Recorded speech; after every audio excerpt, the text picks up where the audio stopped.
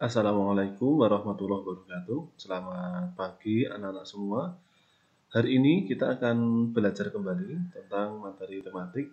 Materi yang kita bahas pada kesempatan pagi hari ini adalah berkaitan dengan bunyi. Coba kalian simak baik-baik video berikut ini. Anak-anak, kita pernah ya, misalkan kalian sedang di rumah, berteriak-teriak di ruangan, atau mungkin di kamar mandi, atau mungkin di ruang tamu. Jadi pertanyaan ini hampir sama dengan yang ada pada buku kalian. Pernahkah kamu mencoba berteriak di lapangan? Apa yang terjadi? Bandingkan juga ketika kamu berteriak di kamar mandi. Apa perbedaannya? Nah, di sini ada dua buah gambar.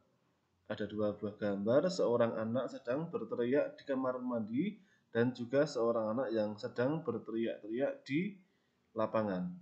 Nah, pasti bunyinya akan berbeda. Suara yang kita dengar pun akan berbeda.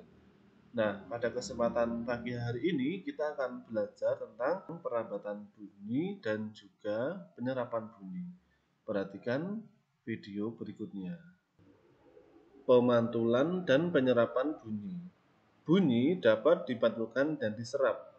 1. Pemantulan bunyi. Sebuah kelereng yang kita lempar ke dinding yang keras akan mengalami pemantulan. Demikian juga dengan bunyi. Bunyi juga dapat memantul jika dalam perambatannya dihalangi oleh benda yang permukaannya keras seperti kayu, kaca, dinding, atau besi.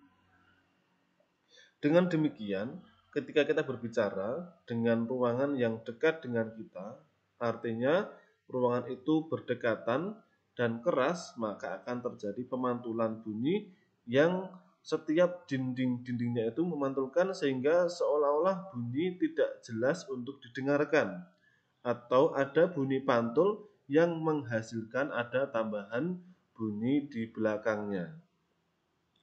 Yang kedua, penyerapan bunyi. Bunyi juga dapat diserap. Benda-benda yang dapat menyerap bunyi adalah benda yang permukaannya lunak. Benda yang demikian disebut peredam bunyi. Misalnya karpet, goni, kertas, kain, busa, dan wol. Benda-benda tersebut dapat digunakan untuk mencegah terjadinya gaung atau keredam. Dinding dan langit-langit gedung pertemuan, studio rekaman, dan gedung bioskop dilapisi dengan bahan-bahan tersebut supaya tidak terjadi gaung dan keredam. Nah, ini kalau kalian dulu pernah jalan-jalan di salah satu bioskop di Yogyakarta, pasti melihat di sebelah kanan kirinya itu pasti dilapisi dengan peredam suara. Tujuannya apa? Tujuannya adalah agar suara itu tidak sampai keluar ruangan. Misalnya lagi, kalau kalian melihat sebuah speaker, biasanya speaker itu pasti di luarnya ada peredamnya. Baik seperti karpet yang warnanya hitam atau mungkin ada busa di dalamnya.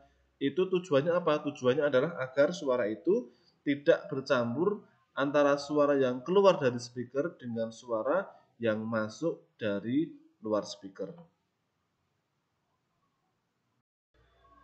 Macam-macam bunyi pantul. 1.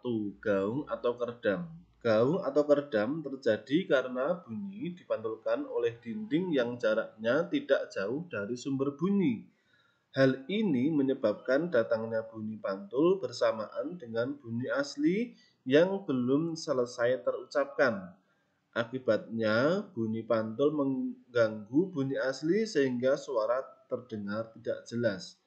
Nah, ini biasanya terjadi ketika kalian berbicara dengan lawan bicara ketika berada di ruangan yang sempit atau ruang ber-AC tetapi tidak memiliki peredam suara sehingga suara itu menjadi seolah-olah terpental ke sana dan kemari sehingga tidak menjadi jelas. Bunyi pantul yang kedua dinamakan dengan gema. Gema terjadi karena bunyi dipantulkan oleh dinding yang jaraknya jauh dari sumber bunyi. Hal ini menyebabkan datangnya bunyi pantul setelah bunyi asli selesai terucapkan. Jadi, bunyi pantul yang terdengar lengkap sesudah bunyi asli. Gema sering terjadi di gua-gua, lembah-lembah, dan bukit-bukit yang jaraknya jauh serta permukaannya keras dan rapat. Selain itu, gema juga dapat dipergunakan untuk mengukur kedalaman jurang atau gua. Contohnya di sini. Itu adalah dua buah gambar di mana ada gua, ada jembatan, dan juga ada pegunungan. Biasanya ketika kita berteriak-teriak di tempat seperti itu, maka akan ada bunyi pantul yang dikeluarkan. Biasanya kata yang terucap itu akan dipantulkan sama persis dengan suara yang kita ucapkan.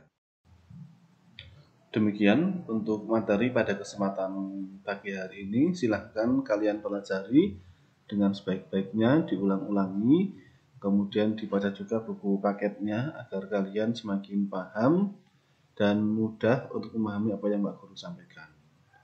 Tetap belajar di rumah dan tetap semangat.